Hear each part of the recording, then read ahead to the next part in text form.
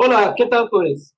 Muy bien, este video va a ser no lección, bueno, sí una lección de repaso, porque si no se han enfrentado aún o si ya lo hicieron, sabrán que los exámenes no son iguales para todos los alumnos, varían en son unos 5 exámenes más o menos, las mismas preguntas, pero en diferente orden. Entonces, este video va a ser más que nada para repasar puntos importantes. No voy a dar todos los temas que ya di en los videos anteriores, porque no nos alcanzaría el tiempo. Simplemente se me ocurrió hacer un compendio de los puntos más importantes o los conceptos más relevantes que podrían servirles para repasar para el examen. Nuevamente, no quiere decir que todo lo que veamos en este video va a venir en el examen, pero sí es posible que venga. Entonces, sin más preámbulo, empecemos.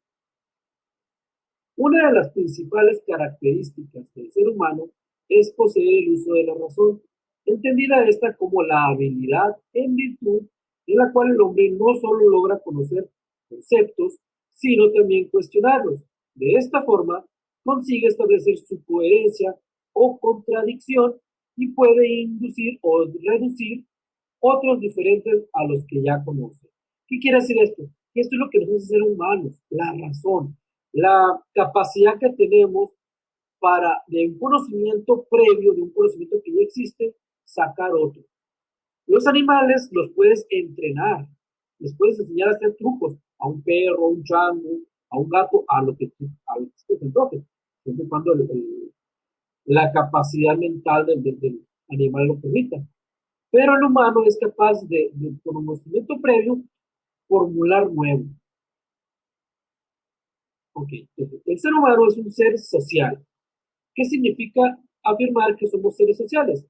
Desde nuestra llegada al mundo, los seres humanos nacemos dentro de un tiempo y un espacio específico, es decir, nacemos en una fecha histórica determinada y dentro de una ubicación geográfica particular. O sea, si ustedes no nacieron así de la nada, no nacieron así nomás por generación espontánea, nacen insertados en un tiempo muy específico, la fecha de su nacimiento, la generación que les dicen, y en un lugar geográfico específico. O sea, es lo que los hace ser la nacionalidad que tienen en este momento. Pertenecemos ya a una sociedad, un grupo de individuos que interactúan entre sí de diversas maneras. En otras palabras, nacemos dentro de un contexto determinado, impregnado de valores, creencias, prácticas sociales y culturales, un espacio habitado por otros seres humanos a quienes a través de la crianza y los cuidados necesarios van reproduciendo estructuras de socialización en las nuevas generaciones. El proceso de socialización consiste en la gradual toma de conciencia por parte de una persona, en este caso nosotros, sobre sí misma y su relación con los conocimientos y las manifestaciones culturales del lugar donde nació. En este sentido, el ser humano se identifica además de sus rasgos puramente biológicos, también por su existencia dentro de un ámbito social y cultural específico. ¿Qué quiere decir esto? Que tal como se los dije en el video, en los videos anteriores, nosotros somos una suma de todo lo que nos rodea. O sea, no nomás tenemos características biológicas, tenemos características sociales, que es lo que nos enseñan en nuestra casa, lo que nos enseñan los vecinos, lo que nos enseñan en la escuela, lo que nos enseñan a hacer como mexicanos. Entonces, no solamente tenemos el plano biológico, somos un plano social y cultural también. Las prácticas sociales son el conjunto de acciones que con un significado importante para algún grupo particular, que se llevan a cabo cotidianamente y que forman parte del contexto social y cultural. Karl Marx dice, hace su propia historia. Los humanos hacen su propia historia, pero no la hacen a su libre arbitrio, bajo ciertas circunstancias elegidas por ellos mismos, sino bajo circunstancias que se encuentran directamente y que existen y transmiten el pasado. Algo que es muy importante resaltar en este aspecto de la producción y reproducción social coloca el énfasis en una noción que hoy en día es muy importante para la actividad social, la noción de agencia. La agencia, como recordarán, puede ser entendida como la capacidad o potencialidad de transformar, un estado de cosas en el mundo mediante acciones humanas dotadas de sentido que se producen y reproducen constantemente a través de prácticas rutinarias. Las prácticas sociales, en tanto se realizan mediante el conjunto de acciones que llevan a cabo los agentes, es decir, los individuos y sus capacidades de ocasionar una transformación en el mundo, constituyen una unidad de análisis básica en algunas teorías sociales contemporáneas, a fin de comprender de una manera más adecuada la relación entre los individuos y la sociedad. Un agente, o como también se le suele llamar, agente de cambio, puede ser entendido o bien como un individuo a través de sus acciones es capaz de transformar a alguien, algún estado de las cosas en el mundo, o bien como alguna institución social a través de las acciones de los seres humanos producen efectos e introducen transformaciones sociales. ¿Qué quiere decir esto? Que los agentes de cambio social pueden ser no solamente individuos, sino también instituciones, o sea, grupo de individuos. Y aquí es donde entran todas las asociaciones civiles que ustedes conocen, los partidos políticos y demás. La diversidad cultural, que es otro término que es importante que lo tengan presente a la hora de hacer el examen, es la diversidad de creencias y representaciones sobre el mundo que orientan las formas de actuar y las relaciones entre culturas diferentes. Ahora, si recuerdan ustedes lo que son las normas morales, sería aquel conjunto de reglas establecidas dentro de un grupo que definen hacia el interior del mismo las acciones correctas de las incorrectas o inmorales. ¿Qué quiere decir esto? Las normas morales o las reglas morales son todas aquellas reglas que son de nosotros mismos para nosotros y que aplican dentro de nuestro círculo social. O sea, todas aquellas cosas que les enseñó su familia para comportarse bien. Pero por sobre todo las reglas morales, porque la moral es muy subjetiva, porque depende de cada individuo o de cada grupo de individuos, está lo que es la ética, que podríamos decir que el comportamiento ético, más allá de las particularidades en las que sea la moral, tiene que ver con un deber ser, de tal manera que la ética está muy por encima de la moral. La moral nos dice o nos podría permitir ciertas prácticas que en otro contexto sonaría ilógico o incluso hasta ilegal. Pero la ética está muy por encima de todo eso. La ética es, se debe o no se debe hacer, por sobre todo lo demás moral. La heteronomía, por su parte, significa seguir las normas de los demás o del contexto sin reflexión previa sobre las consecuencias de nuestras acciones. Es como dice la narración dónde va Vicente, hacia dónde va toda la gente. La interculturalidad hace referencia a la serie de interacciones que se dan de hecho y día a día entre miembros de culturas diferentes. A diferencia de ellas se encuentra el interculturalismo, que es una corriente filosófica que analiza desde la ética las interacciones que se dan entre los miembros de culturas diferentes. El interculturalismo reconoce la existencia de una diversidad cultural, pero además se compromete con una postura ética que busca que esas relaciones sociales se den dentro de un marco de justicia social y simetría. ¿Qué quiere decir esto? Que por la interculturalidad, que es parte de la diversidad cultural, nosotros convivimos con un montón de culturas. A lo mejor aquí en Hermosillo no se da tanto, porque no estamos tan cerca de la frontera. Pero si viviéramos en Tijuana, en Nogales, o en todas las ciudades fronterizas, donde es un confluir no solamente de gente estadounidense, sino de chinos, japoneses, haitianos, bueno, ahora que se vino toda esta ola de inmigrantes que pasaron por todo el territorio nacional, nos van a dar cuenta que en ciertas ciudades de la República fronteriza conviven muchas culturas. Por el respeto de esas culturas, pues eh, permitimos ciertas prácticas que a veces las imitamos, las emulamos, pero que no son del todo correctas. Bueno, el interculturalismo habla de que si bien las vamos a permitir, van a ser prácticas que estén dentro de la ética, que no quede una facción de la población eh, sesgada o agredida por esas prácticas sociales. De tal manera que si, por ejemplo, un ejemplo nada más, no sé si sea correcto, pero bueno, si en Haití es común y moralmente aceptado que a la hija la venda por una cantidad específica de dinero, la dote que dicen, no vamos a copiar ese rasgo para nosotros. Ni siquiera lo debemos de permitir, porque la venta de personas pues, ya está prohibida. Desde ese tiempo bastante largo, el esclavismo pues, ya no aplica aquí en México. De eso habla la interculturalidad y el interculturalismo. Otro término que tiene que tener presente es la aculturación. Se entiende como el proceso que tiene lugar cuando el contacto entre dos sociedades es tan prolongado que una o ambas culturas cambian sustancialmente. Esto es lo que sucede en la frontera. Ha sido tanto el tiempo que han convivido estadounidenses con mexicanos que las dos culturas cambian. Entonces tenemos los chicanos, que no son gente ni de allá ni de acá, sino que son una nueva cultura. Luego tenemos la transculturación, que es la asimilación gradual de algunos de los elementos culturales característicos de una cultura, por otro, a poco comienza a hacer uso de aquellos.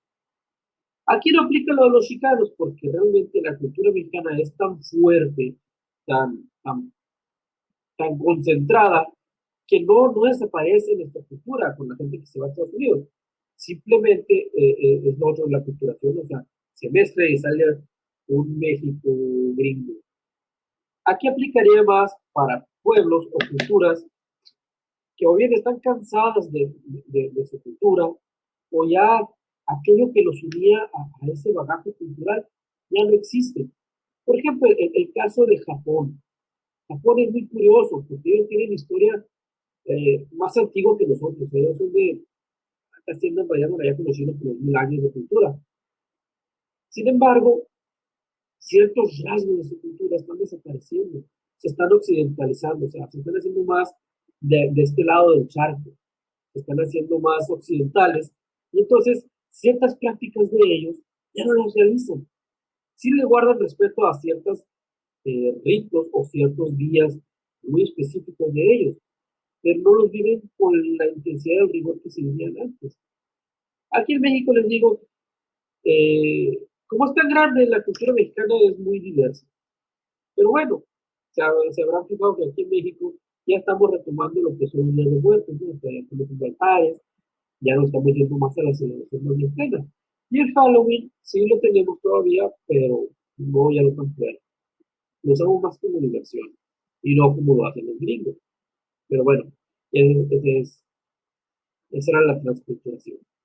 Y por último tenemos la multiculturalidad, que se refiere al reconocimiento de la existencia de una diversidad cultural.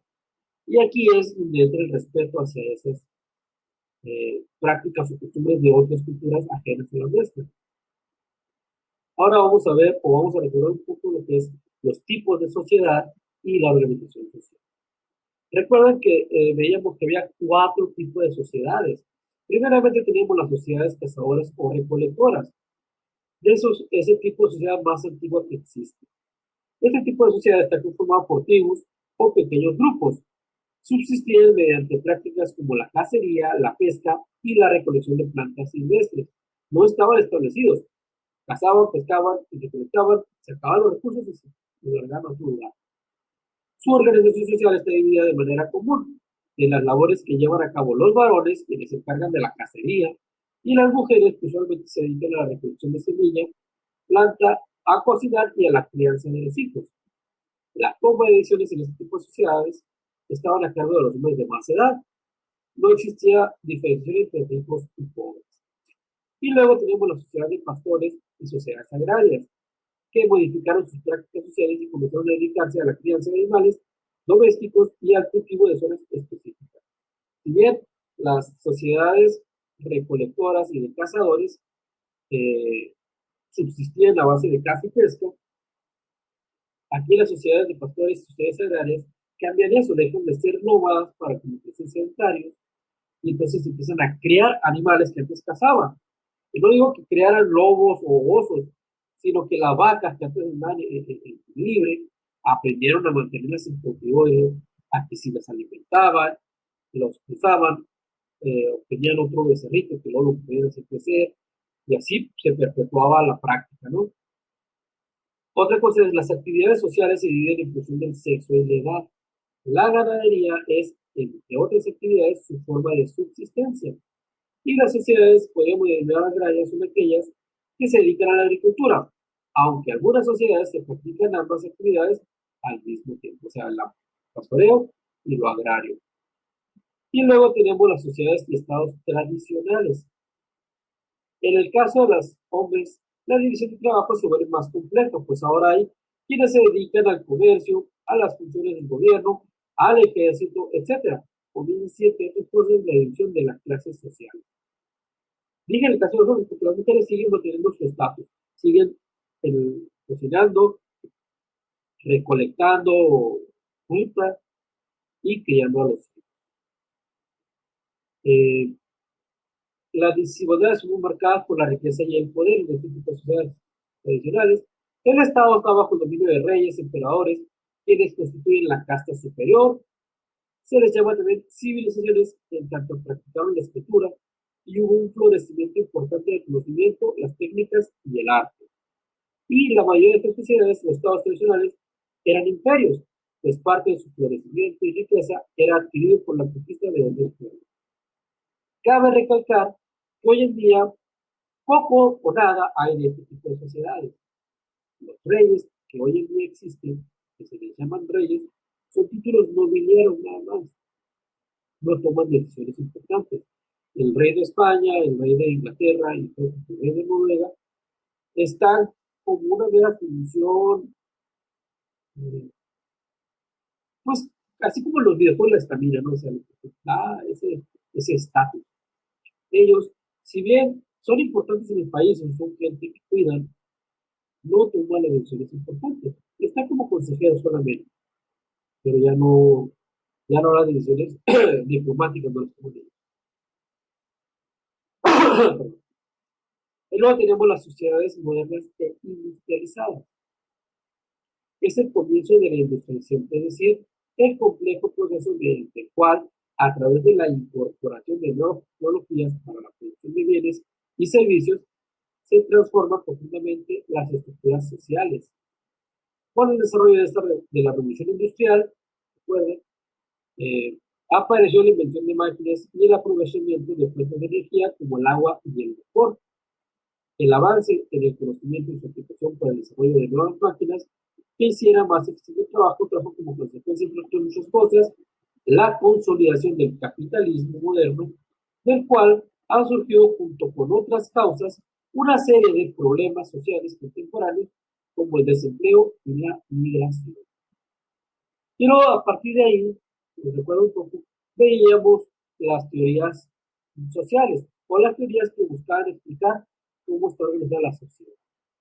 Y veíamos cinco, ¿verdad? La primera que veíamos era el positivismo de Augusto Comte. Para los positivistas, el método de investigación de ciencia social debe ser el mismo que se utiliza en las ciencias naturales, ya que ahí, en el método, es donde se encuentra la legitimidad del conocimiento científico. Y entonces la ley del positivismo postulaba tres estadios. El estadio teológico, donde dice que existen divinidades que son utilizadas para explicar todos los fenómenos de la naturaleza de la sociedad.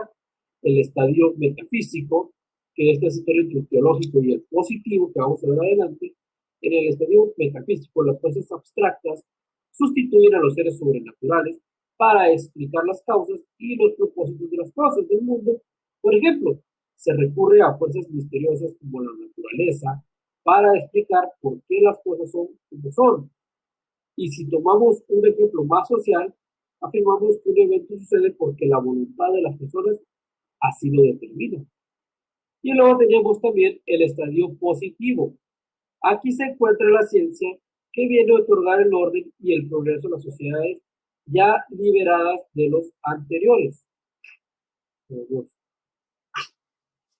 Y luego teníamos también lo que es el funcionalismo de Emile Durkheim.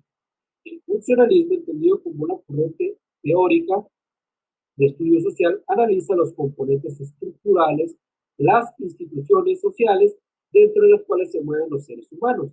En el funcionalismo se utiliza la analogía del cuerpo humano con la sociedad en el sentido de que, así como el cuerpo humano necesita estar en un orden y saludable para que todos sus órganos funcionen adecuadamente, la sociedad debe también tener todo en orden.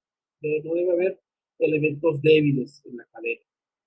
Y luego tenemos el materialismo histórico de, la, de Karl Marx. La preocupación fundamental del filósofo Karl Marx se centró en la explicación de los cambios sociales producidos por la revolución industrial.